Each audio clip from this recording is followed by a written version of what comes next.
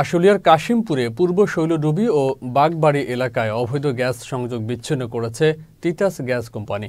এ সময় 5টি পয়েন্টে 2 কিলোমিটার এলাকা জুড়ে 6 শতাধিক বাসাবাড়ির অবৈধ গ্যাস সংযোগ বিচ্ছিন্ন করা হয়। রোববার দিনব্যাপী তিতাসের আশুলিয়া জোনাল অফিসের জোনাল ব্যবস্থাপক প্রকৌশলী আবু সাদাত মোহাম্মদ সায়েম এর নেতৃত্বে এ অভিযান চালানো হয়। উচ্চ চাপ বিশিষ্ট গ্যাস সংযোগ থেকে অত্যন্ত ঝুঁকিপূর্ণভাবে অসংখ্য বাসাবাড়িতে গ্যাস সংযোগ নেওয়া হয়, যা খুবই ঝুঁকিপূর্ণ। অভিযানে রাইজার চুলা ও পাইপ জব্দ করা হয়। অভিযানে উপস্থিত ছিলেন আশুলিয়া তিতাস গ্যাস জোনাল অফিসের উপব্যবস্থাপক আনিসুজ্জামান সহ তিতাস গ্যাস কর্তৃপক্ষ। কাশিমপুর থানা পশ্চিম শৈলডুবি এলাকায় আজকে আমাদের অবৈধ গ্যাস লাইন উচ্ছেদ অভিযান পরিচালিত হচ্ছে।